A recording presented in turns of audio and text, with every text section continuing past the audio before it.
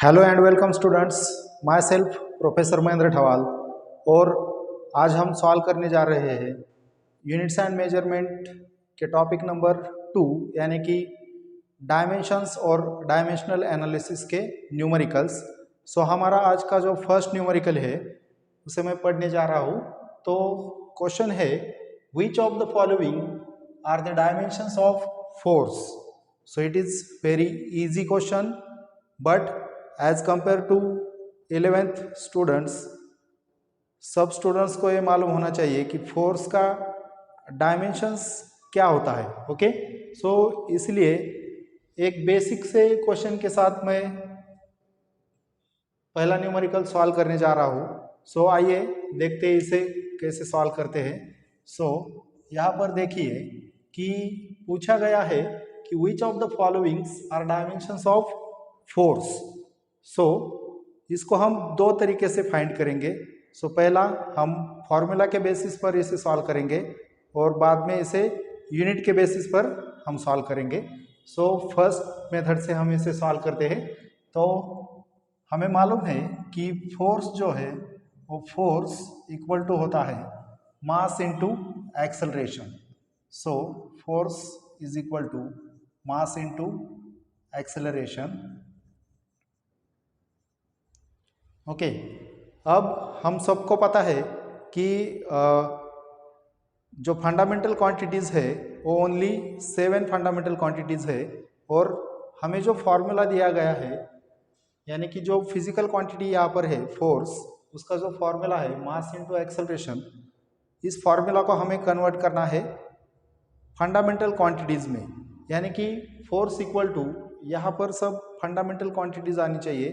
सो देखते हैं उसे कैसे हम सॉल्व कर लेते हैं। So which is equal to हम राइट करेंगे this mass into now acceleration. Acceleration क्या होता है? Velocity upon time. So instead of acceleration we can write here velocity upon time. Okay, now look at here, mass and time both are fundamental quantities, but velocity is not our fundamental quantity. So now हम यहाँ पर velocity को भी फिर fundamental में convert करेंगे। So हमारा next step आएगा mass upon this time into now this velocity। Velocity को कैसे डिफाइन करते हैं हम? वेलोसिटी को डिफाइन करते हैं displacement upon time. So we can write here displacement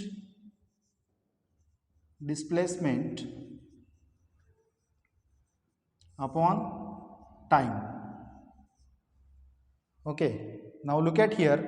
so we can write here therefore force equal to mass into now what is displacement is the length. Okay, so instead of displacement I can write here length.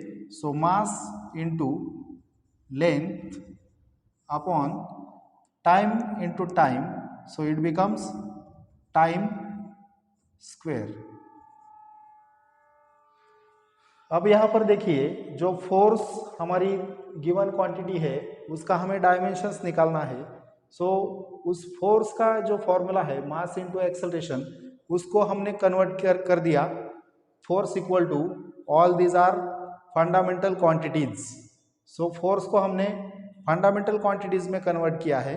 सो अब हम लिखेंगे इसका dimensions. So therefore we can write therefore dimensions of force, ये जो square bracket है ये dimension का sign है। जब भी कोई किसी क्वांटिटी का डायमेंशन हमें लिखना होता है तो उसे हम इस तरीके से लिखते हैं। So dimension of force equal to मिलेगा हमें dimensions. Now look at here, dimensions means हम कोई भी फिजिकल क्वांटिटी हो उसको हम लिखते हैं फंडामेंटल क्वांटिटीज के पावर्स में। ओके, सो यहाँ पर मास जो है ये मास फंडामेंटल क्वांटिटी है। सो यहाँ पर मिलेगा हमें m1 क्योंकि m की पावर यहाँ पर 1 है. Next L means length, so mass raised to 1, this length raised to 1, and look at here, this time is at denominator and the square of time is given here, so इसको लिखेंगे हम t raised to 2, but denominator में है इसलिए हम इसको देंगे minus sign. सो ये मिल गया हमें फोर्स का dimensions. So now check the options. So here m1 L1 t minus 1. So option A is not our correct answer. So option B here m1 L1 t minus 2. Look at here m1 L1 t minus 2. तो इस method से हम इसको solve कर सकते हैं. और इसका एक अल्टरनेटिव मेथड जो है, जब हमें कोई भी फिजिकल क्वांटिटी दी गई हो और उसका डायमेंशंस फाइंड करने के लिए बोला हो, तो हमें उसका जो यूनिट है वो हमें मालूम होगा, तो हम डायरेक्टली इसका डायमेंशंस लिख सकते हैं. देखिए उसको कैसे लिखते हैं. अल्टरनेटिव मेथड जो है, अल्टरनेटिव मेथड में हम इसे सॉल्व करेंगे. सो हमें मिलेगा, now we have to find the dimensions of force. So therefore यहाँ पर हम लिखेंगे the unit of force का यूनिट होता है इक्वल टू, क्या होता है फोर्स का unit? Newton. So the unit of force is newton. Okay, and 1 newton equal to क्या होता है? 1 न्यूटन इक्वल टू होता है, देखिए यहाँ पर मास इंटू एक्सेलरेशन, मतलब मास का यूनिट होता है kg एंड एक्सेलरेशन का यूनिट होता है metre per second square. Now इस यूनिट के थ्रू हम लिख सकते हैं dimensions of that quantity.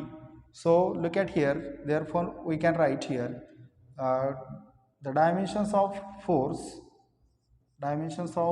Force equal to, यहाँ पर हम लिखेंगे, look at here, kg is the unit of mass and here power of kg is 1, so we can write here m1. Now look at here, meter means it is the unit of length, so we can write here L, and power of m is 1, so we can write here L raised to 1, and this second is the unit of time, so we can write this t raised to 2, but this second is at denominator, so we can write here power minus 2. Okay, so there are two methods to find the unit of dimensions of any given physical quantity, and remember this, you must have to know the dimensions of force, because ये force का dimensions बहुत जगह use किया जाता है. सो इसलिए ये force का डायमेंशन तुम्हें याद रखना पड़ेगा. So I hope guys you all understood how to find the dimensions of force. Okay, there are two methods, and यहाँ पर मैंने दोनों भी मेथड यहाँ पर सॉल्व करके दिखाया है कि किस तरह से हम any physical quantity we can find the dimensions. Okay, so guys, अगर मेरे वीडियो आपको अच्छे लगते होंगे तो मेरे वीडियो को लाइक, शेयर और सब्सक्राइब करना. Thank you.